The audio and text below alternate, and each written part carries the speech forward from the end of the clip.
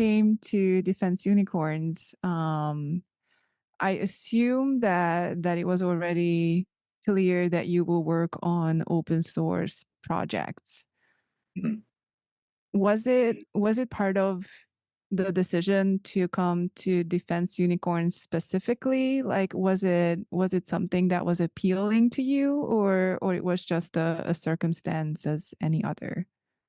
Yeah, I would say it was a core requirement. I actually basically left the Air Force because of defense unicorns and only applied to defense unicorns.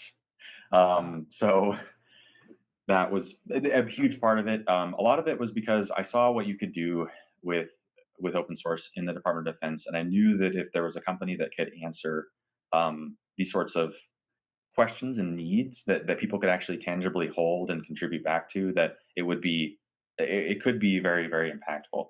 There's a lot of very, very smart people in the Air Force and Navy, Army, and everywhere that really care about the mission and want to get things done. But a lot of times their hands are somewhat tied. If they want to bring in a whatever piece of software or whatever thing, they're going to have to figure out how to do that. And if they have to pay for it, then they're going to have to go through the acquisitions process, which can take years. And so it really hamstrings you. And there can be a lot of layers to that really get in the way. Um, one of the conversations that I remember fighting with one of our wing security folks was about our telephone systems, because during COVID we obviously were on lots of Teams calls and things, and so we bought headsets for all of our personnel. But because they were headsets and not handsets, even though they used the same port, they didn't understand the technology well enough to know that they're the same thing, and so they banned them. And then we fought with them to get our headsets back. We eventually did get our headsets back, but then leadership at the wing changed, and then they came back down and banned them again and took our headsets away. And so everybody has phone neck, just holding their phones next to their ear, because the security people at those higher levels weren't understanding the technology deep enough. Um, and so it was at that was a lot of why I got out, because I was tired of fighting with policy and some of this other stuff, and I knew that if I could move to building some technology and giving that technology directly to the people that are going to be implementing that technology, that you could actually make a bigger difference, and get things done a little bit, without involving them as much. And you still answer some of their questions along the way, obviously with S bombs and things, um, but you can really make a big impact.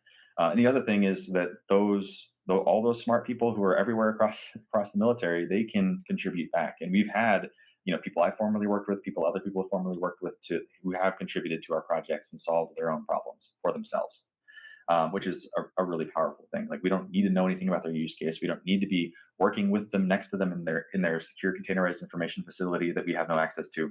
They can have the full context of their problems and then implement fixes and push them upstream, and then get the benefits of that as it flows back downstream.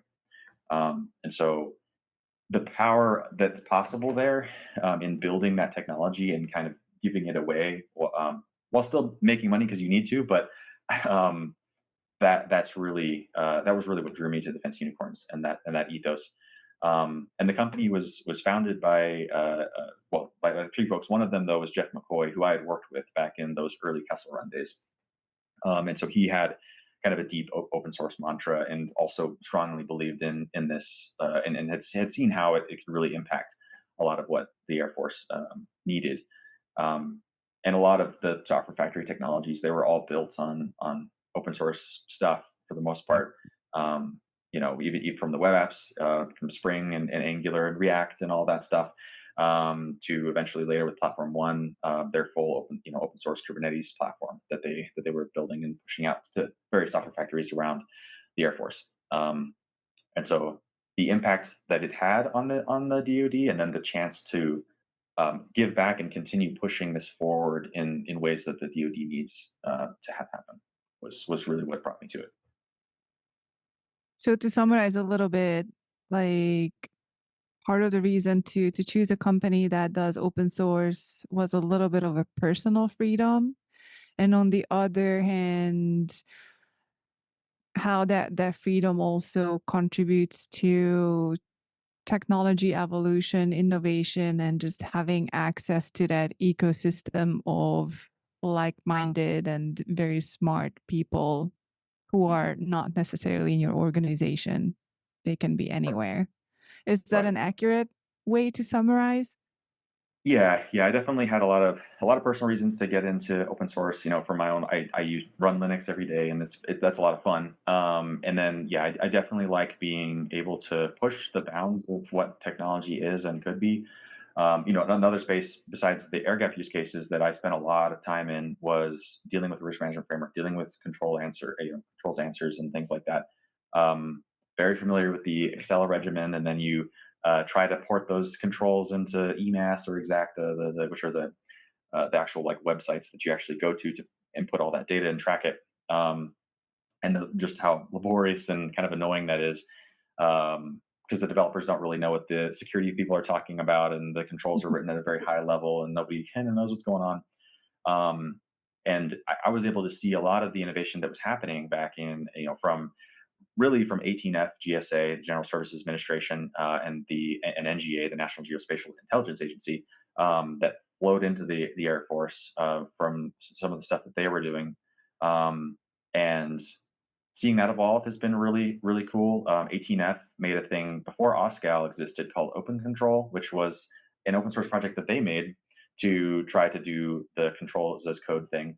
Unfortunately, it didn't get enough adoption, and kind of is now mostly dead. But OSCAL is there to kind of come in, and luckily it has the backing of NIST, so I think it has a bigger chance to actually get adoption, because it's not just some random government agency doing this; it's NIST. Um, and so that is super exciting because back then I looked at Open Control back in like 2017, and saw like this could be really awesome because at the time we were doing some Next.js stuff with Express, but you could, around your single sign-on provider integration, you could have like code annotations that could generate open control documentation, and then have that feed into another system, and it all lives as code, and it works as this. And if you build it that way, then like everybody can take advantage of that, and it basically is similar to how people have built APIs around continuous integration and all these other things. Like you should be able to do this for compliance too. And having it all out in the open is just a bonus. I don't think we would have been able to do what Kessel Run did without 18F having public GitHub repositories. Because being able to see their implementation of how they were answering controls and doing some of those system security plans and various other, like these are all policy documents, but they had examples out there on GitHub. It allowed us to kind of take that information, learn from them what exactly they were doing, and then apply it to our own problems. And I never actually talked to anybody at 18F or GSA, but I knew that they existed, and I knew they had public GitHub repos, and I could go and look at them and learn from them. And so that also is really powerful from an information sharing perspective, even in like sort of pseudocode or non-coded places as well. So it does feel that because of the open environment, things can be done faster, and it Mhm. sometimes it's just easier even if you don't talk to a single person. Right, right. Yeah, you can discover information and new ways of thinking and new ways of doing stuff a lot more easily, and you're not so siloed into the way your predecessor taught you to do it, because that's how it's always been done here. So yeah,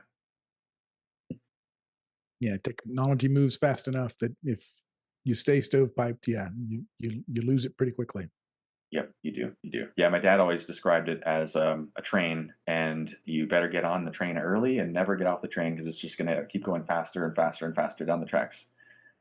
So, Yep. I love that analogy. yeah, It really how that feels like. yeah, yeah.